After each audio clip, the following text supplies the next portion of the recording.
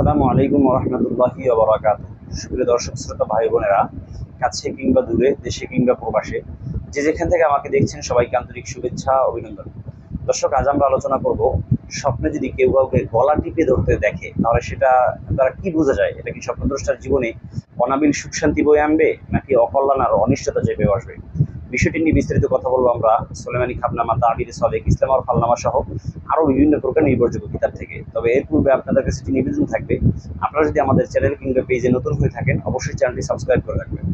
আপনাদের যদি জীবন ঘনিষ্ঠ কোনো প্রশ্ন থাকে কিংবা স্বপ্নের ব্যাখ্যা জানতে চান, আমাদের কমেন্ট বক্সে প্রশ্ন করুন, আমরা আপনাদের সকল প্রশ্নের উত্তর প্রদানের সচেষ্ট থাকবো। মা তৌফিক ইল্লা বিল্লাহ।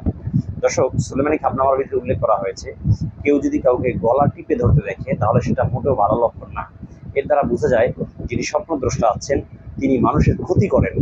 সে কোনো পশু প্রাণী পালে, গরু ছাগল সেগুলো লালন পালন করে, হাঁস মুরগি লালন পালন করে, সে হাঁস মুরগি গিয়ে কারো জমিনে ধান ফসল সেগুলো খেয়ে ফেলে, এটার মাধ্যমে ক্ষতি করতে পারে।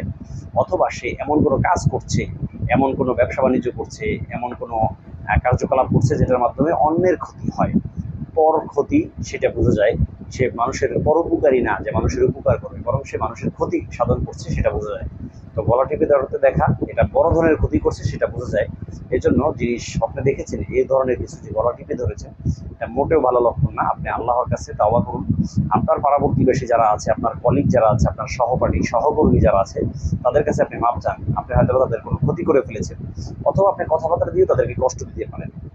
যে কথাবার্তার কারণে সে প্রচন্ড কষ্ট পেয়েছে, কিন্তু সে আপনাকে বলতে পারছে না, যার কারণে আপনি মনে করেন যে আমি তো খুব ভালো মানুষ, আমি তো কারো কোনো ক্ষতি করি না। কিন্তু আপনার এই স্বপ্নটা বলছে আপনি কোনো প্রকারের ক্ষতিতে লিপ্ত আছেন, যেটা আপনি অন্য মানুষকে সাধন করে যাচ্ছেন।